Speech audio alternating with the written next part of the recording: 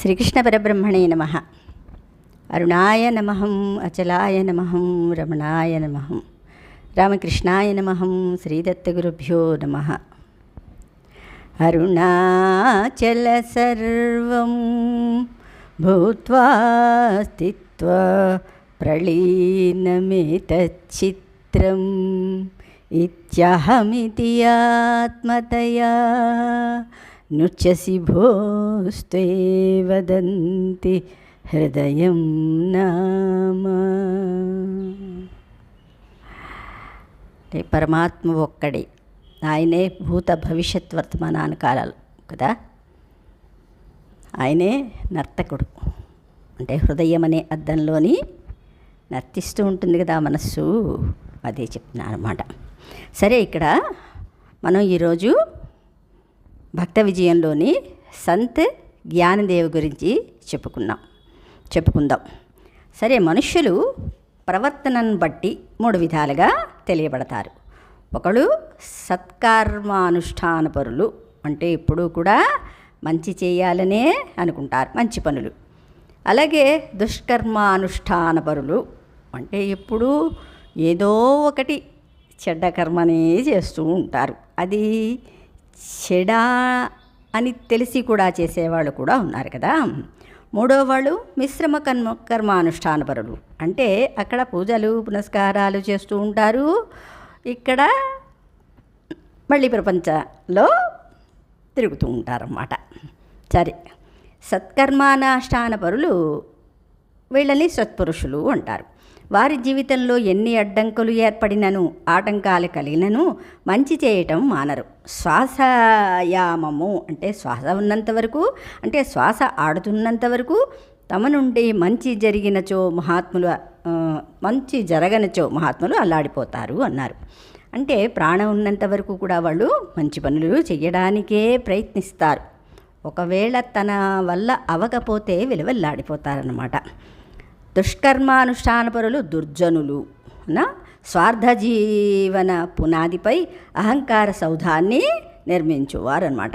వీళ్ళు మంచికి దూరంగా ఉంటారు. మాయాలోలురు, మోహాన్నే కోరుతారు. మోహానికి మారుపేరు ఇతరుల సుఖాన్ని చూసి సహించలేరు. తమ దుఃఖాన్ని ఇతరులపై రుద్దడానికి వెనుకాడరు. తేలులా కుడుతుంటారు, పాములా కరుస్తుంటారు. వారిని సర్వ జన్మలు వృచ్చిక బ్రతుకులే అన్నారు. అంటే ఇతరుల్ని నొప్పించటమే అన్నమాట వీళ్ళకి పని. మిశ్రమ కర్మానుష్ఠాన పరులు అయోమయ జీవులు. వీళ్ళకి మంచి ఏమిటో తెలియదు, చెడేదేమో తెలియదు, ఏదో చేసుకుంటూ అలా వెళ్ళిపోతూ ఉంటారన్నమాట. అంటే వీళ్ళు మనసుకి బానిసలు, కోరికలకి దాసులు, పరిస్థితులకి లొంగిపోతూ ఉంటారు. పరిసరాలకు తల వంచుతారు. ఒక క్షణం మధుర పదార్థాలపై వాలి, మరొక క్షణం మలిన పదార్థములను భక్షించే ఈగ వంటి వారు అని చెప్తా. అంటే మనస్సుకి నిలకడలేదు కదా, మనస్సు ఏది చెప్తే అది చేస్తూ ఉంటారన్నమాట. ఈ ప్రపంచంలో పైన తెలిపిన 3 తెగల వారు నివసిస్తూ ఉంటారు. తమ నడకను సాగించడానికి ముగ్గురికి ఈ ప్రపంచమే ఆధారం కదా.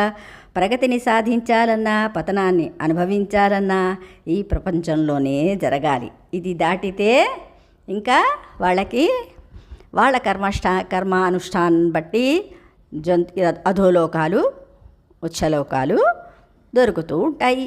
మళ్ళీ కిందికి జారిపోతూ ఉంటారు. ఇదే పని అన్నమాట. చీమ ఎంత ప్రయత్నిస్తున్నా అది పైకి వెళ్ళలేదు. ఎంతో ప్రయత్నిస్తూ పైకి వెళుతూ ఉంటుంది, మళ్ళీ జారిపోతూ ఉంటుంది అన్నమాట. అలాంటి వాళ్ళే గట్టి ప్రయత్నం లేని వాళ్ళనమాట. ఆలోచనల వలన కోరికలు కలుగుతాయి, కోరికల వలన కర్మలు జరుగుతాయి, కర్మలు ఆచరించడం వల్ల ఫలితాలు వస్తాయి. మరి ఫలితానుభవంలో వాసనలు తయారవుతాయి కదా. ఒకసారి మనం అనుభవించిన దాన్ని మళ్ళీ అనుభవించాలని అనుకుంటాం కదా, దాన్నే వాసన అంటారన్నమాట. వాసనలే ప్రేరేపించి కర్మలను చేయిస్తుంటాయి. కర్మలలో మార్పు జరగాలంటే వాసనలు మారాలి. అంటే మంచి వాసనల్ని, ఒకవేళ ఏదైనా మన మనస్సు చెడ్డ చెప్తోంది, ఎందుకంటే అది ఇది వరకు అనుభవించి ఉంది కాబట్టి దాన్నే కోరుతుంది. కానీ మన మనస్సు మనకుంది కదా, దాన్ని తిప్పుకునే ప్రయత్నం చేసి మంచి వాసనలకి ప్రేరేపించాలన్నమాట. అంటే ఇక్కడ ఎందుకు చెప్తున్నారంటే, ఇక్కడ జ్ఞానదేవి యొక్క జీవితంలోని ఇలాంటి వాళ్ళందరూ కూడా వాళ్ళ జీవితంలో తటస్థపడతారనమాట. అయినా సరే వాళ్ళు నిలదొక్కుని ఆ పరమాత్మ వైపే వెళతారన్నమాట. ఇక్కడ ఏం చెప్తున్నట్టే బుద్ధిలో అవగాహన జరగాలి, సత్య వివేకం కలగాలి. సత్య అవగాహనతో దుష్కర్మల నుండి మిశ్రమ కర్మలకు నడక సాగించవచ్చు. సత్య దర్శనంతో మిశ్రమ కర్మల నుండి సత్కర్మలకు ప్రయాణం చేయవచ్చు. సత్కర్మానుష్ఠానంలో సద్భావంతో మెలిగేవారే సత్పురుషులు, ధన్యజీవులు, లోకాన్ని వీళ్ళు ఎరిగేవారు అని అంటారు. సరే, ఇప్పుడు మనం కథలోకి వస్తాం. గోదావరి నది తీరాన ఆపేగావ్ అను గ్రామంలో గోవిందపంత్, నీరూబాయి అను పుణ్యదంపతులు జీవిస్తుండేవారు. అనేక వ్రతముల ఫలితంగా వారికి ఒక కుమారుడు కలిగాడు. అతనికి విఠల్ పంత్ అని నామకరణం చేశారు. విఠల్ పంత్ చిన్నతనం నుండి భగవద్భక్తి కలవాడు. హరికథలు జరుగు ప్రదేశాలకు వెళ్ళి హరినామస్మరణ చేయుచుండేవాడు. అతనికి యుక్త వయస్సు వచ్చింది. తల్లిదండ్రులు వివాహ ప్రయత్నం చేశారు. విఠల్ పంత్ మనసు భగవంతుని పావన చరణములందే లగ్నమై ఉన్నందున అతనికి వివాహాది విషయాలందు ఇచ్చలేకపోయింది. ప్రపంచము పైననే విరక్తి ఏర్పడింది. మనస్సులో తీవ్ర వైరాగ్యం ఉదయించింది. తల్లిదండ్రుల అనుమతి బడసి తీర్థయాత్రలు చేయడానికి బయలుదేరాడు. అనేక తీర్థక్షేత్రాలు దర్శించి పూనా సమీపమున గల ఆలంది అను పుణ్యక్షేత్రానికి వచ్చాడు. అచ్చట సిద్ధేశ్వరాలయమున బస చేశాడు. భగవద్ దర్శనార్థం ఆలయమునకు వచ్చిన భక్తులలో సిద్ధోపంత్ అను గృహస్థ భక్తుడున్నాడు. సిద్ధోపంత్ విఠల్ పంత్ను చూశాడు. ఈ యువకుడు వైరాగ్యవంతుడైన వినయమూర్తిగా సిద్ధోపంత్కి గోచరించాడు. సిద్ధోపంత్ విఠల్ పంత్ను సమీపించి వివరాలు ప్రశ్నించి తెలుసుకున్నాడు. విఠల్ పంత్ వైరాగ్య జీవనాన్ని గూర్చి ఆలకించిన సిద్ధోపంత్ సంతుష్ట చిత్తుడయ్యాడు. ఎందుకంటే మంచివాడు కదా. తమ ఇంటికి అరుదంచి ఆతిథ్యాన్ని స్వీకరించవలసిందిగా కోరగా విఠల్ పంత్ సరేనని సిద్ధోపంత్ని అనుసరించాడు. విఠల్ పంత్కు సత్కరించి విందారగింపజేశాడు సిద్ధోపంత్. భోజనానంతరం విఠల్ పంత్ దగ్గర ఆసీనుడై అతడు బోధించిన సూక్ష్మ ఆధ్యాత్మిక రహస్యాలను శ్రవణం చేసి తృప్తి చెందాడు సిద్ధోపంత్. ఆనాటి రాత్రి సిద్ధోపంత్కు స్వప్నంలో పాండురంగుడు దర్శనమిచ్చి తన కుమార్తె అయిన రుక్మాబాయిని విఠల్ పంత్కి వివాహం చేయమని, ఆమె గర్భమున జనించు శిశువులు లోక కళ్యాణమును నర్చు జ్ఞానులగుదురని తెలియజేశారు. సిద్ధోపంత్ మేలుకొని స్వప్న వృత్తాంతమును విఠల్ పంత్కు తెలియజేసి తన కుమార్తె అయిన రుక్మాబాయిని పరిణయమాడమని కోరాడు. వివాహాది విషయములందు అనురక్తి లేని విఠల్ పంత్ అందులకు అంగీకరించలేదు. ఆ స్వప్న వృత్తాంతము యథార్థమైనచో పాండురంగుడు తనకేల తెలియచేయలేదని ప్రశ్నించాడు. భగవానుడు తనకు తన స్వప్నంలో తెలియజేసినచో అంగీకరించగలనని తెలిపాడు. ఎందుకంటే ఇక్కడ సిద్ధోపంత్ తన అభిప్రాయాన్ని అలా చెప్పారేమో కదా. అందుకని నాకు కూడా కల్లో కనిపించి చెప్తే నేను తప్పకుండా వివాహం చేసుకుంటానన్నాడు. మర్నాటి రాత్రి స్వప్నంలో విఠల్ పంత్కు పాండురంగుడు దర్శనమిచ్చాడు. అంటే ఎందుకు పాండురంగుడికి తెలియదా? ఈయన మనస్సుని గ్రహించారన్నమాట. సిద్ధోపంత్ కుమార్తె రుక్మాబాయిని వివాహం ఆడవలసిందనియు, ఆమె గర్భమున 4 జ్ఞానులు జన్మించగలరనియు తెలుపగా విఠల్ పంత్ భగవదాజ్ఞాను శిరోధార్యముగా భావించి వివాహమునకు సమ్మతించి రుక్మాబాయిని పరిణయమాడారు. వివాహమై కొన్ని సంవత్సరాలు గడిచాయి. అయినను సంతానం కలగలేదు. విఠల్ తీవ్రంగా మనోవేదనకు గురయ్యారు. ఎందుకంటే ఆయనకి మొదటి నుంచి వివాహం మీద ఆసక్తి లేదు. పరమాత్మ చెప్పారు కాబట్టి పిల్లలు 4 జ్ఞానులు కలుగుతారు అనేసరికి ఆయన కొంచెం ఆశ కలిగింది కదా. అంటే పరమాత్మ చెప్పింది జరగకుండా ఉండదు కదా. కానీ ఎప్పటివరకు కూడా పిల్లలు కలగపోయేసరికి ఆయనలో ఉన్న ఆ కోరిక మళ్ళీ బయటికి వచ్చింది. ఏది? వైరాగ్యం అన్నమాట. స్వప్నం సందేశానికై నిరీక్షిస్తూ తన బ్రతుకును వృధా చేసుకోవడం భావ్యం కాదనిపించింది. వయసు గతించి శరీరము శిథిలమయ్యేలోగా భగవదనుభూతిని పొందలేనిచో జీవితమే నిరర్ధకమని భావించి ఒకనాటి రాత్రి అందరూ నిద్రించుచుండగా ఎవ్వరికీ చెప్పకుండా వెళ్ళిపోయాడు. తిరిగి కాశీక్షేత్రం చేరాడు. అక్కడ రామానంద స్వామిని దర్శించి వారి వద్ద శిష్యుడుగా చేరాడు. తన గృహస్థ జీవనం గూర్చి కళత్రయమును గూర్చి రామానంద స్వామి ప్రశ్నించగా అబద్ధము చెప్పి వారి వద్ద సన్యాసాశ్రమము స్వీకరించాడు. ఎందుకంటే భార్య అనుమతి లేనిదే సన్యాసం స్వీకరించకూడదు. అందుకని ఎక్కడ రామానంద తనకి సన్యాసం ఇవ్వరేమోనని చెప్పి అబద్ధం చెప్పారు. అంటే మంచి కోసం అనే ఉద్ధరేదాత్మానాత్మానం అన్నారు కదా మరి పెద్దలు. అందుకని ఈ చిన్న అబద్ధంతో నేను ముక్తి మార్గంలోకి వెళుతున్నాను కాబట్టి తప్పులేదు అని అనుకున్నారు ఆయన. అనా సన్యాస దీక్షానంతరము విఠల్ పంత్కు చైతన్యాశ్రమ స్వామి అని రామానంద స్వామి నామకరణం చేశారు. పేరు మారిపోయింది కదా, విఠల్ పంత్ కాస్త చైతన్యాశ్రమ స్వామి అయ్యారు. కొంతకాలం గడిచింది. ఆశ్రమ బాధ్యతలు చైతన్యాశ్రమ స్వామికి అప్పగించి కొందరు శిష్యులను వెంట పెట్టుకుని తీర్థయాత్రలకు బయలుదేరారు రామానంద స్వామి.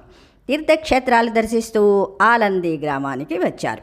అతివరేణ్యులు తమ గ్రామానికి అర్థించారన్న వార్త వినగానే ఆలంది గ్రామస్తులంతా వెళ్ళి దర్శనం చేసుకుంటున్నారు. సిద్ధోపంత్ తన కుమార్తె రుక్మాబాయిని వెంట పెట్టుకుని స్వామి దర్శనానికి వచ్చారు. రుక్మాబాయి స్వామి పాదాలపై వినమ్రతతో నమస్కరించింది.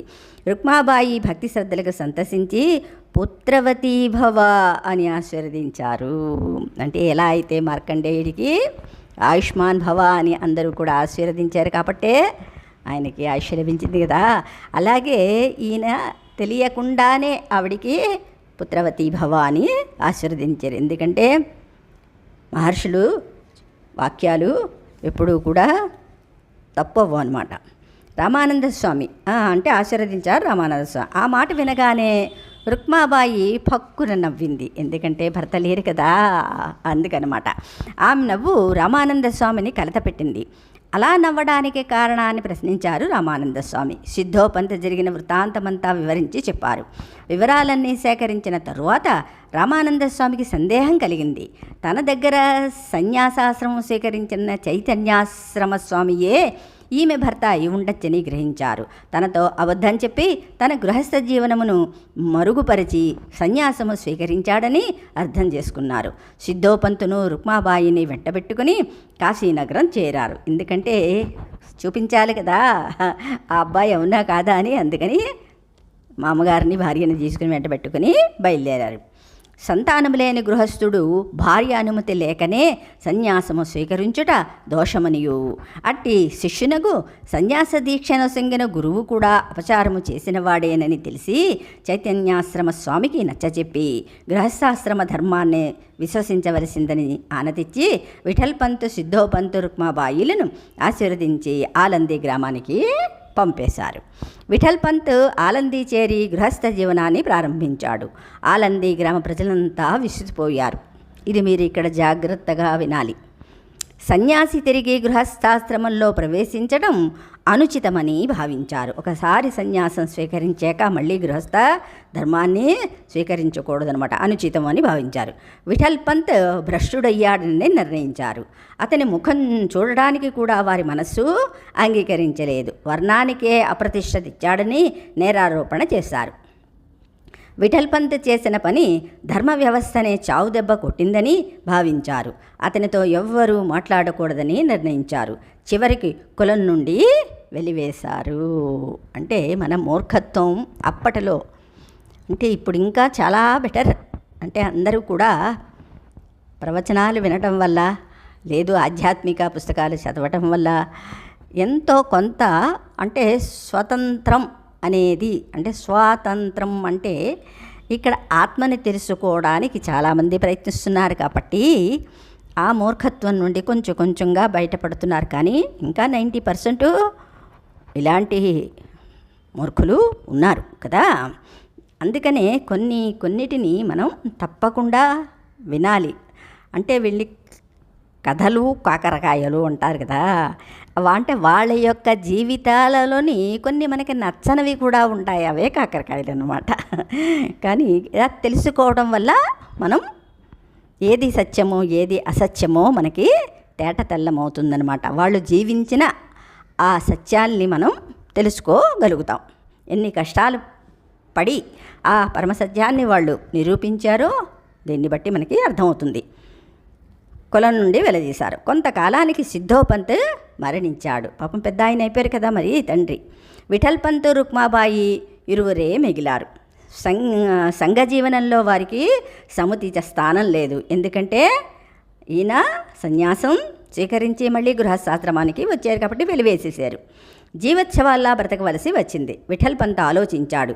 ఇక ఆలందీలో ఉండటం సబబు కాదనిపించింది. వెంటనే ఒక అరణ్య ప్రదేశంలోకి ప్రవేశించి అచ్చట ఒక చిన్న కుటీరాన్ని ఏర్పరచుకొని జీవించసాగారు.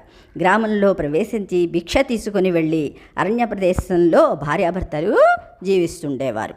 కొంతకాలానికి వారికి సంతానం కలిగింది. భగవద్వాక్యం ఎప్పుడూ కూడా తప్పు కాదు కదా.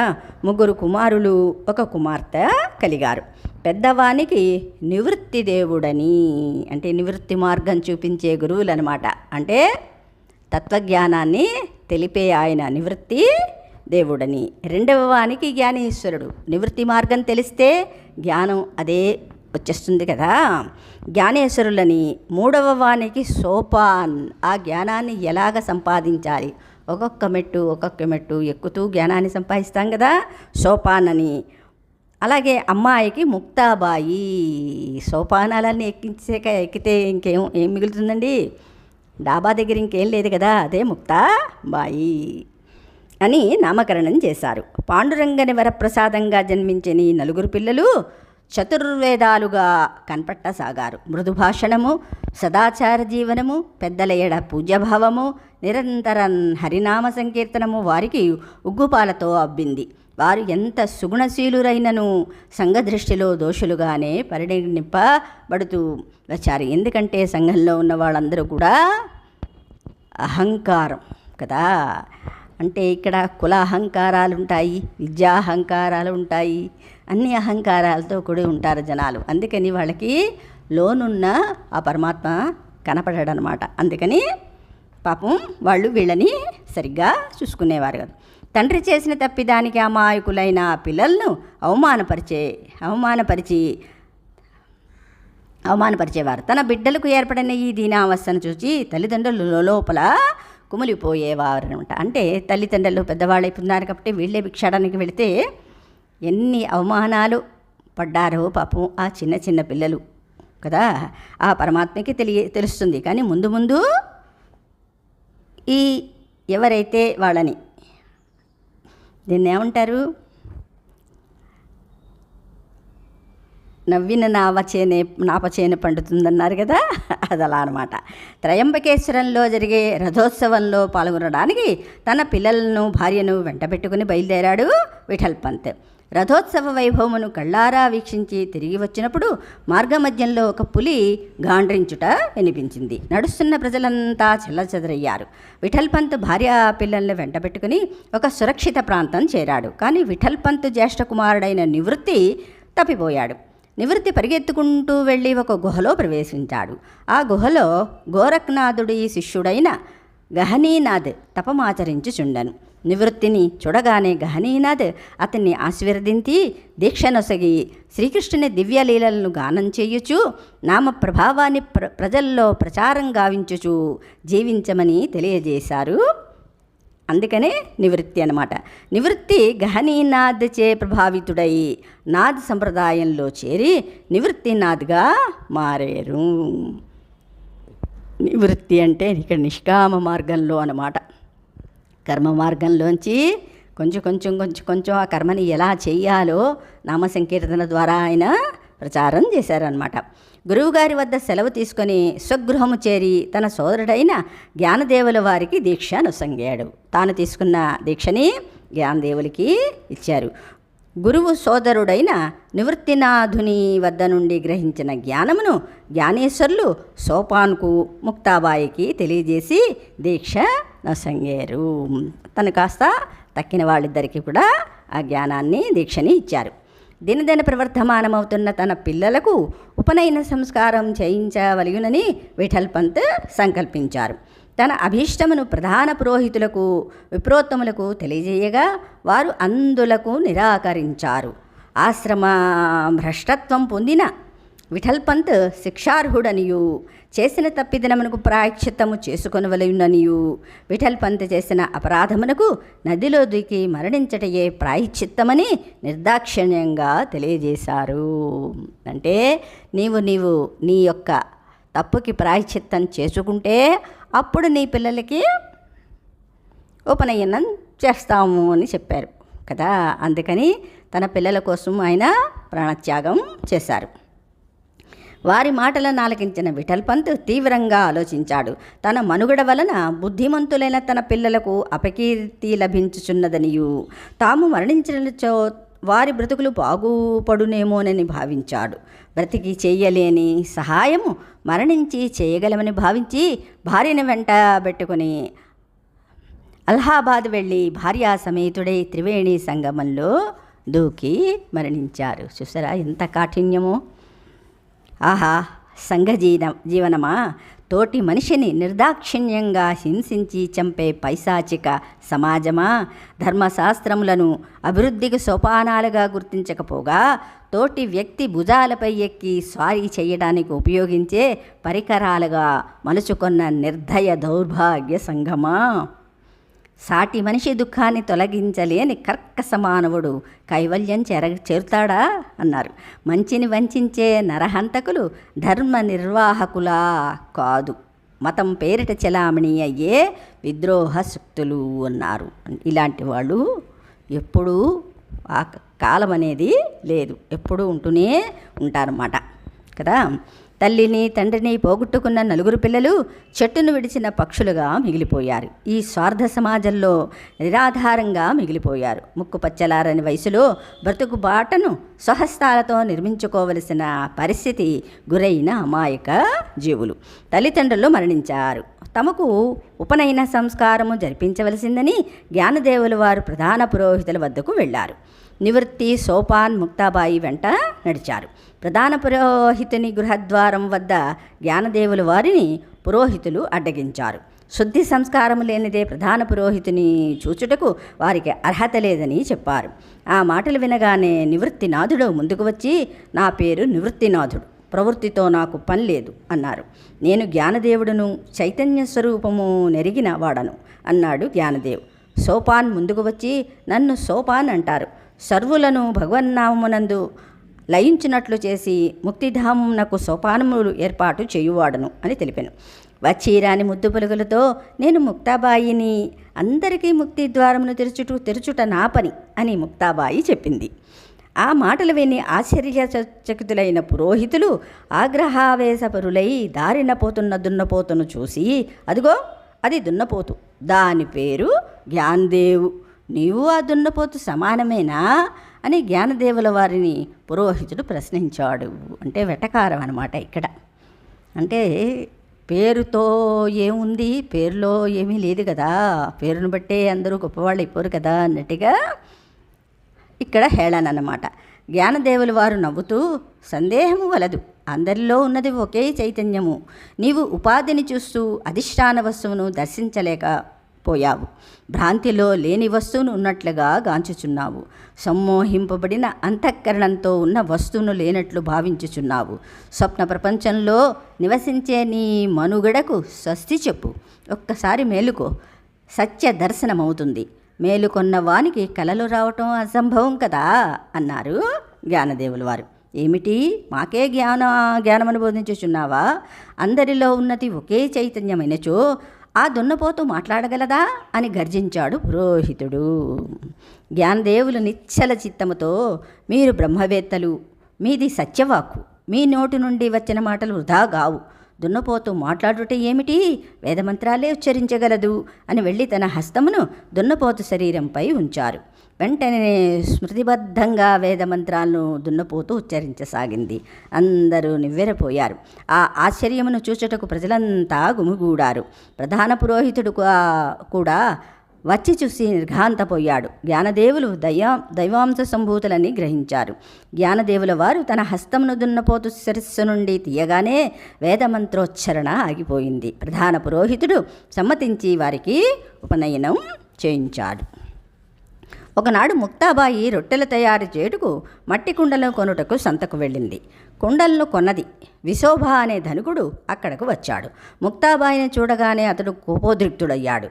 సన్యాసి సంతానమైన ఈ 4 పిల్లలు గ్రామానికి అపఖ్యాతిగా ఉన్నారు. వీరికి ఎవరు ఏ సహాయం చేయకూడదు, వీరిని ఈ గ్రామంలో లేకుండా చేయాలి అని విరుచుకుపడి ముక్తాబాయి చేతిలో ఉన్న కుండలను పగలగొట్టాడు. ఎంత నిర్దాక్షిణ్యమో చూడండి. ముక్తాబాయి దుఃఖవదనంతో గృహానికి చేరింది. సోదరులను చూసి విలపించింది. కారణమడిగి తెలుసుకున్న జ్ఞానదేవులు వారు, ముక్తా, దుఃఖించకు, నా వీపుపై రొట్టెలు తయారు చేయి అని జ్ఞానేశ్వరులు వంగి కూర్చొని యోగాగ్నిని ప్రజ్వలింపజేశారు. వీపు అగ్ని వల్లే ఎర్రబడింది. నోటి వెంబడి మంటలు వస్తున్నాయి.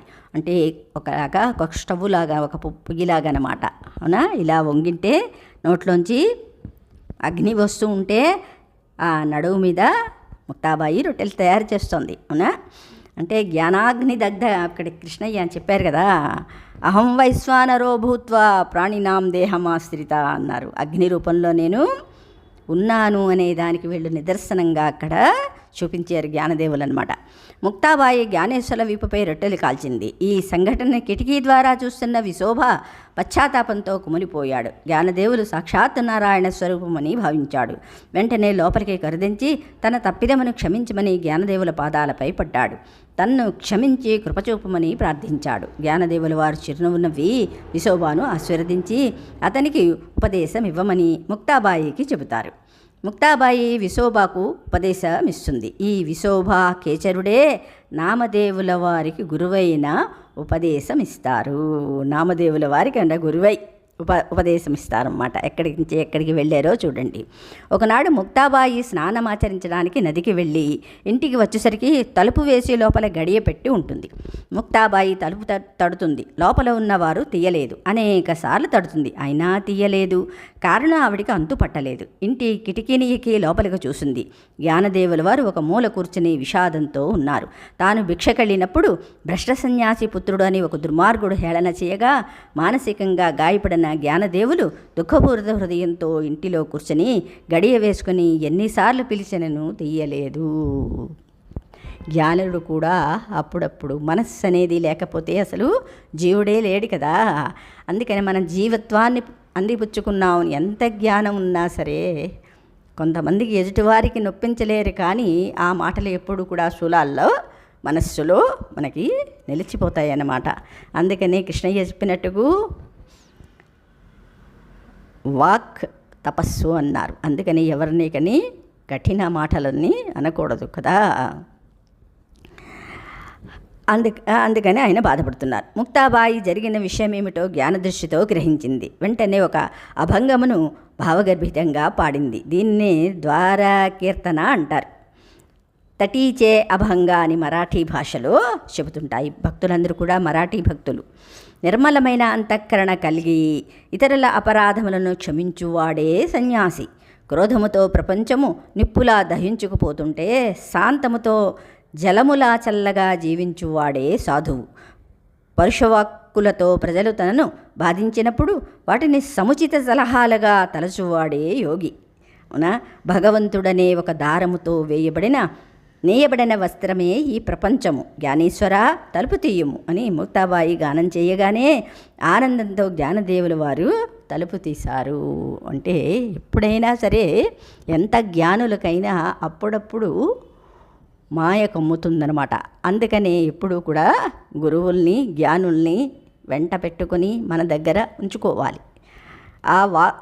అలాంటి అంటే వాళ్ళు చెప్పిన వాక్యాలైనా మననం చేసుకుంటూ ఉంటే మనకి కొంచెం ఊరట కలుగుతుంది ఎప్పుడైనా ఎవరైనా పరుషవాక్యాలు మాట్లాడినప్పుడు. ముక్తాబాయి జీవించిన కాలము 18 సంవత్సరాలే. అంత చిన్న వయసులో అద్భుత మహిమలను ప్రదర్శించింది. కవయిత్రి అయి అభంగాలు రచించింది. ఆమె వ్రాసిన అభంగాలు చాలా వరకు లభ్యం కాకుండా కాలగర్భంలో కలిసిపోయాయి. ప్రస్తుతము 60 అభంగాలు మాత్రము లభించుచున్నవి. మహారాష్ట్ర దేశంలో ముక్తాబాయి అగ్రస్థానాన్ని ఆక్రమించి ఉంది. మహాత్ములు మహిమలను ప్రదర్శించరు. వారికి అలాంటి చౌకబారు ప్రదర్శనలందు ఆసక్తి ఉండదు. అయినను కొన్ని క్లిష్ట సమస్యలు ఎదురైనప్పుడు, దుస్సంఘటనలు తలెత్తినప్పుడు ధర్మ సంస్థాపనార్థం మహాత్ముల ద్వారా కొన్ని మహిమలు జరుగుతూ ఉంటాయి. ఎందుకంటే అప్పుడప్పుడు కొంతమందికి జ్ఞానోదయం కలగాలని వాళ్ళు తమ మహిమల్ని అప్పుడప్పుడు ఉపయోగిస్తూ ఉంటారన్నమాట. కృష్ణయ్య కూడా తన విశ్వరూపాన్ని అందరికీ చూపించారా? లేదు కదా. కొన్ని సందర్భాల్లో అలా చూపవలసి వచ్చింది. అలా వారు ప్రదర్శించేవి కొన్ని అయితే, భగవానుడి వారి ద్వారా వ్యక్తం చేసేవి మరికొన్ని. నీటి మీద అలలు వచ్చిపోయినట్లు వారిలో మహిమలు వచ్చిపోతూ ఉంటాయి. వారు మాత్రం సముద్రం వలె చలించరు. ఒక బ్రాహ్మణుడు తన గృహంలో జరుగు పితృశ్రాద్ధమును నివృత్తి జ్ఞానదేవ్ సోపాన్ ముక్తాబాయంలో ఆహ్వానిస్తాడు. ఆహ్వానం అనుసరించి వీరు వెళతారు. జ్ఞానదేవ్ సోదరులను చూడగానే పురోహితుడు కోపోద్రిక్తులై, ఈ భ్రష్ట సంతానము ఇక్కడున్నచో మేము ఉండము, వెళ్తున్నాం అని చెప్పి ఎంత చెప్పినా వినకుండా వెళ్ళిపోయారు. ఆ బ్రాహ్మణుడికి పాపం ఈ పిల్లలు నలుగురు కూడా జ్ఞానులని తెలిసి తన ఇంటికి అంటే పితృ శ్రాద్ధానికి పిలిస్తే మరి అక్కడ బ్రాహ్మలు ఉంటారు కదా, విప్రులు, మరి తద్దినం పెట్టాలి కదా.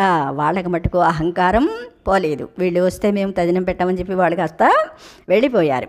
బ్రాహ్మణుడు నిమంత్రణ జరపడానికి ఖిన్నుడయ్యాడు. వెంటనే జ్ఞానదేవులు వారు, మీకేమీ భయం వలదు, మీ పితృదేవతలు స్వయంగా వచ్చి భుజిస్తారు, మీరు యథావిధిగా కార్యక్రమాలు నిర్వహించండి తెలిపారు. అమితానందభరితుడైన బ్రాహ్మణుడు స్నానమాచరించి సకల భక్ష్యములను సిద్ధము చేశాను. జ్ఞానదేవుల వారు మంత్రాక్షతలు చల్లి పితృదేవతలను ఆహ్వానించగా ఆ గృహమంతయు దివ్య వెలుగుతో శోభించింది. దేవతా శరీరధారులని పితృదేవతలు వచ్చి దర్శనమిచ్చారు. బ్రాహ్మణుని హృదయం ఆనందంతో సముద్రంలా పొంగింది. బ్రాహ్మణుడు పితృదేవతకు నమస్కరించి వారి పాదములు గడిగి పూజ చేసి భోజనము వడ్డించగా పితృదేవతలు ఆరంగించారు. తదనంతరము దక్షిణ తాంబూలాదులు సమర్పించి సాష్టాంగ నమస్కారం చేయగానే పితృదేవతలు అంతర్ధానమయ్యారు. బ్రాహ్మణుడు నిగ్రహించుకోలేని ఆనందంతో జ్ఞానదేవుల వారి పాదాలపై పడి పరవశించిపోయాడు. ఈ దృశ్యాన్నంతా బయట కిటికీ గుండా వీక్షిస్తున్నవంటే ఏం జరుగుతుందో, వాళ్ళు వెళ్ళిపోలేదు, ఇక్కడ ఏం జరుగుతుందో అని మళ్ళీ వాళ్ళకి కుతూహలం కదా బ్రాహ్మణులకి. పురోహితులు లోపలికి వచ్చి తమ అపరాధమును మన్నించమని జ్ఞానదేవుల వారిని ప్రార్థించారు. కృష్ణార్పణం. జ్ఞానదేవుల వారు నివృత్తి సోపాన్ ముక్తాబాయిలతో కలిసి తీర్థయాత్రలకు బయలుదేరారు.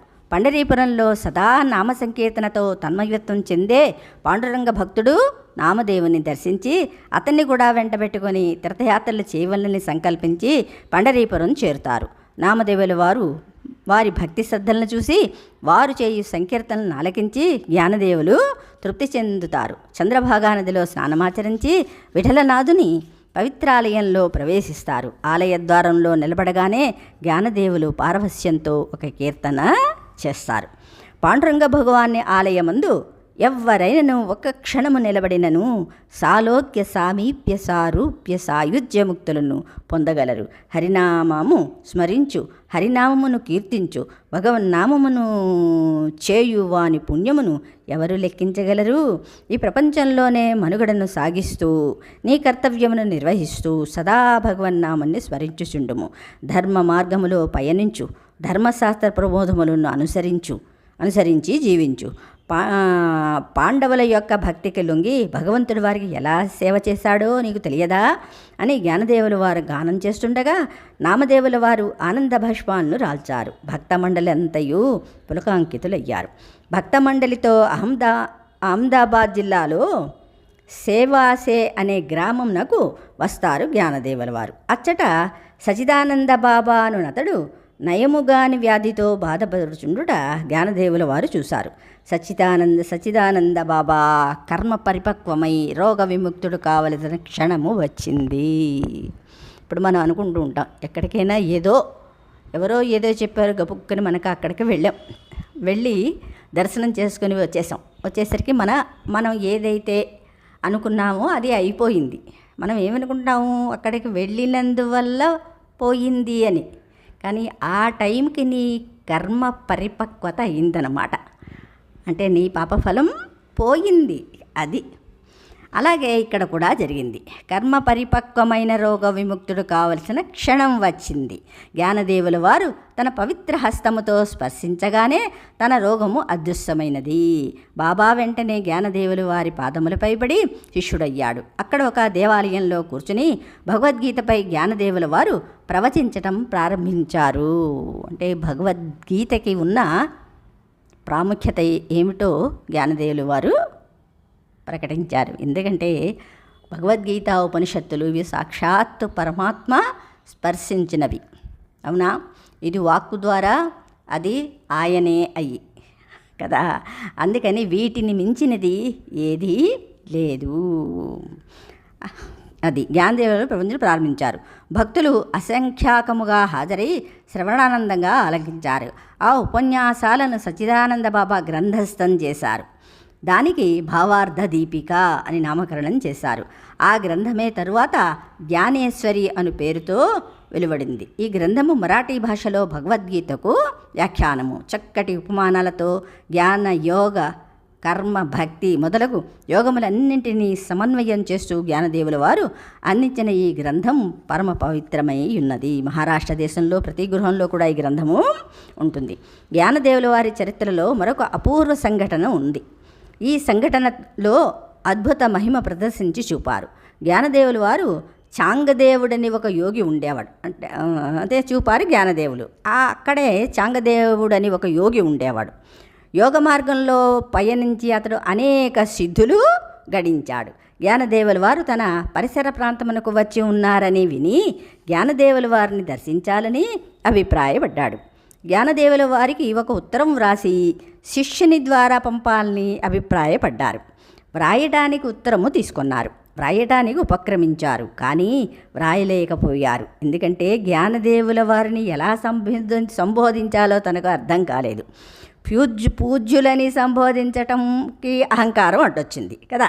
ఎందుకంటే ఈయనకి ఎన్నో సిద్ధులు ఉన్నాయి. ఈయనకి పోనీ చిరంజీవిని అంతటి జ్ఞానిని సంబోధించడం సభ్యత కాదనిపించింది. అందుకని చెప్పి ఏమీ లేకుండా ఉత్త కాగితాన్ని, అవునా, ఎంత ఆలోచించనను మరొక మార్గం కనిపించలేదు. ఏమీ వ్రాయకుండా ఖాళీ ఉత్తరాన్ని తన శిష్యుని ద్వారా జ్ఞానదేవుల వారికి పంపారు. జ్ఞానదేవుల వారు ఉత్తరాన్ని తీసుకొని చూశారు. విషయము అర్థం చేసుకున్న జ్ఞానదేవుల వారు నవ్వును ఆపుకోలేకపోయారు. చాంగదేవుడు ఇంకా ఖాళీగానే ఉన్నారన్నమాట. అంటే ఆయనకి ఇంకా జ్ఞానం రాలేదని అర్థం. అంటే ఇంకా సంస్కారము తెలియలేదు, ఖాళీగానే ఉన్నానన్నమాట అని పరిహసించారు. అయితే ఉన్నాడన్నమాట అని పరిహాసంగా ఎవరు ముక్తాబాయి చాంగదేవునికి జ్ఞానబోధ చేస్తూ ఆ ఉత్తరంలోనే 64 శ్లోకాలు వ్రాసి పంపారు జ్ఞానదేవుల వారు. దీనినే చాంగదేవ్ 85 అంటారు. కృష్ణయ్య ఆయన ఖాళీగా పంపించిన దాంట్లో 64 శ్లోకాలు రాసి జ్ఞానదేవులు పంపించారు. జ్ఞానదేవుల వారి పంపిన ఉత్తరములోని విషయంను చాంగదేవుడు చదువుకున్నాడు. భావార్థమును గ్రహించలేకపోయారు. ఆయనకి ఏమీ అర్థం అంటే ఖాళీగానే ఉన్నారని ముందే చెప్పుకున్నారు కదా. అది చివరకు జ్ఞానదేవుల వారిని దర్శించడానికి నిర్ణయించుకున్నారు. జ్ఞానదేవుల వారికి తన యోగ శక్తులను ప్రకటించి చూపాలని భావించి ఒక పులిపై ఆసీనుడై కొరడాగా చేతిలో త్రాచుపామును ధరించి జ్ఞానదేవుల వారి దర్శనానికి వస్తారు. అదే సమయానికి జ్ఞానదేవులు, నివృత్తినాథుడు, సోపాన్, ముక్తాబాయిలు ఒక చిన్న గోడపై కూర్చొని శాస్త్ర చర్చ చేసుకుంటున్నారు. చాంగదేవుడు వ్యాఘ్రంపై ఆసీనుడై రావటం జ్ఞానదేవులు చూశారు. అతనికి గుణపాఠం నేర్పాలని భావించి తాము ఆసీనులై ఉన్న గోడను కదిలించి ఎదురుగా వెళ్ళి చాంగదేవుని ఆహ్వానించారు జ్ఞానదేవుల వారు. చాంగదేవుడు జ్ఞానదేవుల వారి మహిమను చూసి దిగ్భ్రాంతి చెందాడు. ఎందుకంటే అది జడమైన పదార్థము, గోడ. అవునా, గోడని కదిలించగలవా?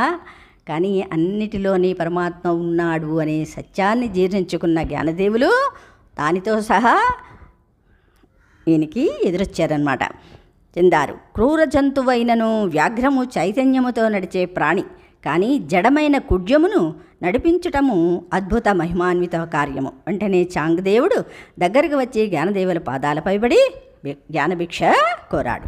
చాంగదేవుని హృదయంలో దాగి ఉన్న అహంకార శేషమును కూడా నిర్మూలించదలచాడు జ్ఞానదేవుడు. చాంగదేవా, నీ కొరకు నీ ప్రాణాన్ని ఇవ్వగలే వారెవరైనా ఉన్నారా? ఉపదేశ సమయంలో ప్రాణదక్షిణ కావలసి ఉన్నది అని చెబుతారు జ్ఞానదేవులు. అంటే జ్ఞానోపదేశం చేయమన్నారు కదా. ఈయనకి ఎంతమందో వేల శిష్యులు ఉన్నారని ఈయనకి గర్వం కదా. ఆ అహంకారాన్ని కొంచెం తీయాలి కదా. అందుకని ఎవరైనా ప్రాణం ఇవ్వగలిగితే నీకు నేను ఉపదేశం చేస్తాను అన్నారు. స్వామి, నాకు కొన్ని వేల మంది శిష్యులున్నారు, అవసరమైతే నా కొరకు ప్రాణాల్ని అవలీలగా ఇవ్వగలరు అని చాంగదేవుడు చాటి చెప్పాడు. అయితే రేపు ఉదయానికి ప్రాణత్యాగానికి సిద్ధంగా ఉన్న వ్యక్తిని తీసుకుని రమ్ము, రేపు ఉదయమే నీకు ఉపదేశం ఇవ్వబడుతుంది అని జ్ఞానదేవుల వారు తెలిపారు. శాంగదేవుడు బయలుదేరి వెళ్ళాడు. తన శిష్యగణాన్నంతా కలుసుకున్నాడు. విషయం తెలియజేశాడు. కానీ తన కోసం ప్రాణం త్యాగం చేయడానికి ఎవ్వరూ సమ్మతించలేదు. పైగా స్వార్థపరుడని దూషించసాగారు. శాంగదేవునిలో చక్కటి పరివర్తన కలిగింది. హృదయం ఆవేదనతో నిండిపోయింది. ఈ ప్రపంచంలో ప్రకటించబడే అభిమానాలు ఎండమావులలో నీళ్ల వంటివని గ్రహించాడు. బయటికి నీళ్ళలాగా కనపడతాయి, కానీ అవి తాగడానికి పనికొస్తాయా? పనికి రావు కదా. అది ఎండమావులు. అందుకని మన చుట్టూ ఎంతోమంది స్నేహితులు ఉంటారు, ఎంతోమంది బంధువులు ఉంటారు, కానీ అవసరానికి ఎవ్వరు కూడా మనకి తోడు రారు. అది చెప్తారు ఇక్కడ. జ్ఞానదేవుల వారి వద్దకు వెళ్ళి నమస్కరించి తన కొరకు ప్రాణత్యాగం చేసేవారు ఒకరు కూడా లభించలేదనియు తన శిరస్సునే సమర్పించగలననియు శాంగదేవుడు తెలియజేశాడు. జ్ఞానదేవుల వారు నవ్వుతూ బలి జరిగిపోయింది, ఎందుకంటే ఇక్కడ అహంకారం అనే బలిని గురువుకి ఇవ్వాలి కదా. అహంకారం బలి జరిగిపోయిందన్నారు. ఏమిటి? అహంకారాన్ని బలి ఇవ్వడమే నిజమైన త్యాగం. నీ అహంకారం సమూలంగా నశించిపోయింది. నీవు దీక్షను గ్రహించుటకు అర్హుడవైతివి అని చెప్పి ముక్తాబాయిని ఉపదేశమివ్వమని తెలియజేశారు. ముక్తాబాయి చాంగదేవునికి ఉపదేశమిచ్చి ఆశీర్వదించింది. ఆధ్యాత్మిక ప్రచారము చేయుచు ముముక్షువులను సక్రమ మార్గంలో నడిపిస్తూ యాత్ర పూర్తి చేసుకుని జ్ఞానదేవుల వారు భక్త బృందంతో ఆలంది చేరారు. అక్కడ తన సోదరుడు గురువు అయిన నివృత్తినాథుని ప్రేరణచే అనుభవామృతం అను గ్రంథమును రచించారు.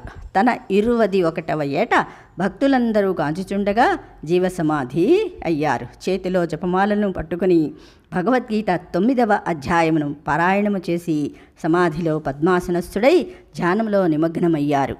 నివృత్తినాథుడు ఆ సమాధిపై రాతిబండ నుంచి సమాధి చేశాడు. జ్ఞానేశ్వర్ల వారు ఆ సమాధి యందు సజీవులై ముముక్షువులకు మార్గదర్శకులై ఉన్నారని అనంతకోటి భక్తజన విశ్వాసం. జై పాండురంగ. శ్రీకృష్ణ పరబ్రహ్మణే నమః.